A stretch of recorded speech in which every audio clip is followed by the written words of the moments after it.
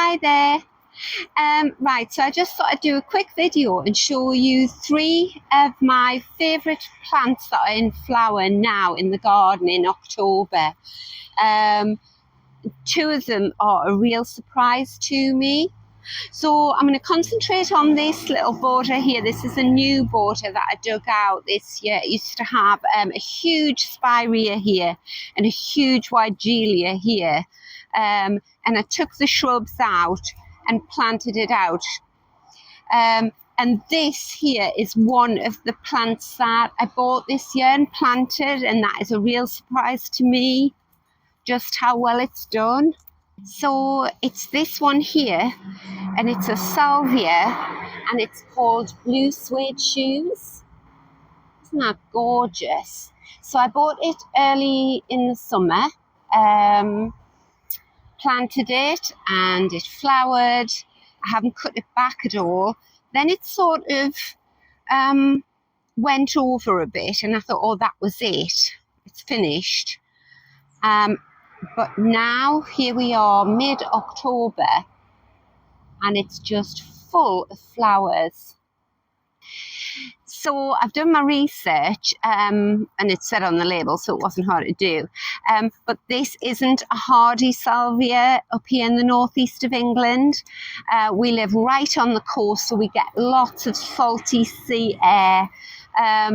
Some salvias in your garden are fine, they're fully hardy. This one isn't. So I will be safeguarding it because it's absolutely beautiful. If I didn't have anywhere to put it over the winter, I could do 2 things. I could either take tip cuttings now, but it's a bit late in the season. Take tip cuttings and hope it doesn't die, and keep the tip cuttings in the house or in the greenhouse, and then they would produce the plants for next year. Or I could cover it in fleece when the weather is forecast to be extra cold. The temperatures do dip down quite sharply here in my garden. But you know, with this plant, it's not like digging up a shrub where you're digging away and chopping through big taproots and that. That's going to come out really easily, says she. We shall see. And I'll probably just put the root ball in a big tub and keep it in the greenhouse. One other thing that I've learned with salvias is you mustn't cut them right down. You have to sort of leave the foliage, and that protects the crown. So if this was staying in the garden and all I could do was my very best to safeguard the crown of the plant, I would leave the foliage on. You could take it down a little bit, maybe a third, but just leave that crown of the plant covered up, and that would save it against the worst of the frosts. So they say. Anyway, I'm going to dig this one up when it's good and finished. And as soon as I hear or feel that frost is in the air and it's coming. So right, the other plant I want to share with you is this lovely blue plant here. Because if you can see this border, you know, in October, it's a lovely splash of colour. Until last week, this pink one was still in full flower as well. But I've got this lovely blue haze. And it's largely due to this plant here. So I'll take the camera and I'll show you it up close. So this is it here. And this plant is called echium. And some echiums grow like 15 foot tall. This is an echium bedder. And you can see it's sort of purples and blues and pinks. There's been a few white ones, and I've got it all over the garden. And you can imagine, can't you, if I didn't have that echium in there, that would just be brown earth and green, whereas actually I'm really loving this border. I've got a few very late flowering pink phlox, which add a pop of colour there, but I'm loving that border. But there's a story behind this echium. So very early this summer, if you're like me, I sort of buy packets of seeds, or I have a couple of magazine subscriptions where you get free packets of seeds. And what I do is I store them in the fridge door. And earlier this summer, I realised that most of my fridge door was taken up with packets of seeds. So I planted them all out, lots of foxgloves, things like that. And then, I kid you not, I'm not exaggerating, within a week, I went into the greenhouse and I had a mushroom container full of soil and seeds. And it was the one container that I hadn't put a label in to tell me what they were. And everything had germinated. So I had these lovely little seedlings. And so I looked through all the empty packets of seeds that were still lying around on the bench, because I'm very messy. And I was thinking, well, what are they? Are they zinnias? Or I knew they weren't foxgloves. I knew they weren't wallflowers. Anyway, didn't know what they were. So I thought, well, I'm not pricking all them out individually into little pots. I had no idea what they were. So I just planted little clumps of them around the garden all over. And they did nothing for a few weeks. And then they started to flower. I would say probably August, the beginning of August. And they are still flowering now. So I did a Google reverse search and found out that this plant is echium. It's just a variety in the echium bedder section.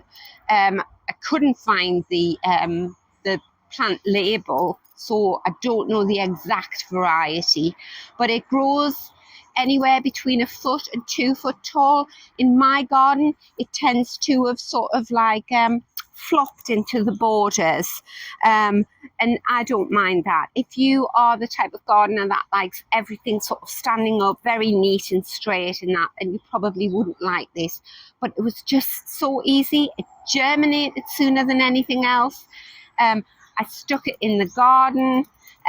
When I was putting it in the garden, I didn't even know, is it this back of the border? Is it mid border? I thought it was going to be an annual, because the perennials I had planted were wallflowers, Rebecca, and what was the other one? Foxgloves. And I knew it wasn't that. So if, like me, you look around your garden in sort of spring, very early summer, or autumn going into winter, and you've sort of lost a lot of that colour that you love, then this is definitely a plant I would recommend. And when I went on to the nursery website, it just said you can sprinkle it directly into the garden if you want. So all of the other plants that I've planted in the border this year are just there. That's my new little Alstroemeria there. I've got a Perovskia down there. This whole border was newly planted this year. But the echium... Oh, that card doesn't sound very well, does it? That echium is brilliant. And then if we come over here, you can see it's spread in this border. This is another new border that I dug out this year. And that brings me to this plant here. And this is another favourite of mine for the October garden. And that is a Michaelmas daisy, an aster. And what I do in sort of late spring or autumn going into winter, when I look around the garden and I see plants sort of performing like this, I either buy more of them at that point and then spread them around the garden. Or something like this Michaelmas daisy, I could dig him up when in the spring maybe, when he's finished flowering. I'll dig him up, split him, and pop him round the garden. And that's where he's come from. This aster here was from a different part of the garden. But the echium, I've just ordered 3 more packets of seed of this echium bedder. And I think I'll probably germinate it and overwinter it and then stick it out next spring because I'm impatient. And I do like looking after things over the winter, little seedlings. So yes, I'll take you up this little woodland path here and I'll show you some more asters. So there, look, lovely splash of purple in amongst all the foliage that's sort of gone over. These are my very tall Rebecchias and that. So I just like looking around, seeing where the pops of colour are, and then thinking, right, I'll split you. This is another Michaelmas daisy that I split a couple of years ago. Really pretty. And again, you know, if I hadn't split him and put him there, there would be barely any colour in this part of the garden. I've got one red rose bud waiting to come out. And that pink plant down there, that is a sedum. I think that one's called Autumn Joy. He's not absolutely loving it under this huge tree because he likes the sun, but he is giving a big splash of colour. And you can see with the echium, everywhere I've put it, it just came up. I sort of kept it well watered when I first put the little plants in. There you can see a lot of sort of pink ones down there. And then over here in this border,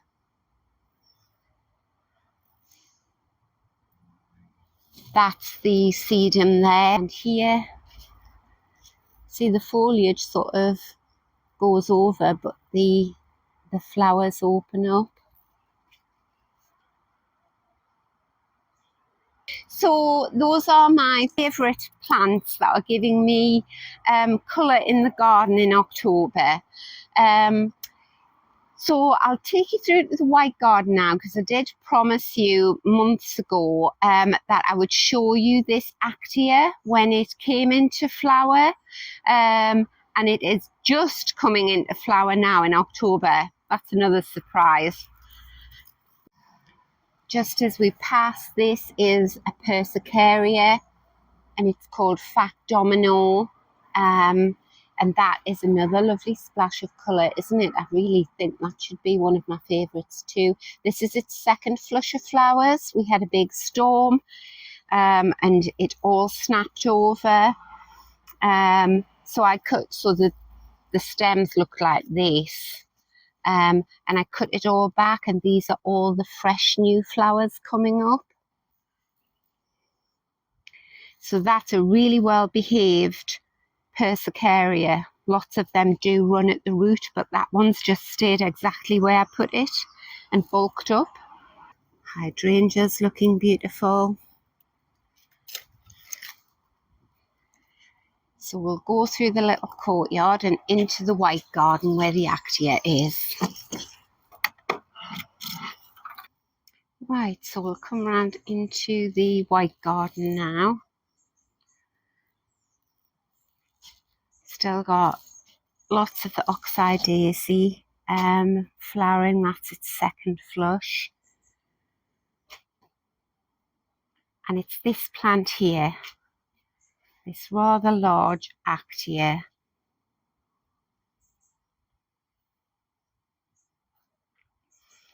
And you can see it's just starting to flower now. Really pretty.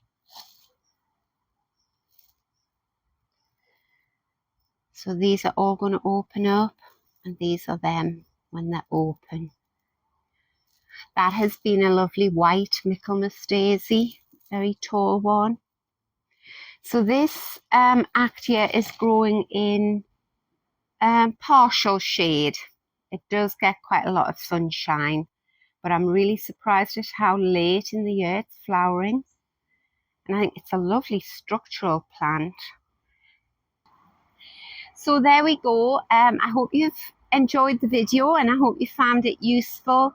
If you've been looking for plant ideas to give you some colour in the autumn, the echium in particular, very easy. It is an annual, so I think, I've never grown it before, but I think it'll just be like forget-me-nots. I think when it's all finished, I'll just pull it out and it'll have probably self-seeded itself around the garden. And then obviously I've got my other 3 packets of seeds winging their way to me. So I'll have loads of echium all over the garden this time next year. So I hope you're all well. I hope you're enjoying your garden this autumn, whether you're working in it or whether you're just enjoying being in it and looking at the lovely foliage as it turns. It's just a lovely time of the year. So I'll say goodbye until next time. Bye.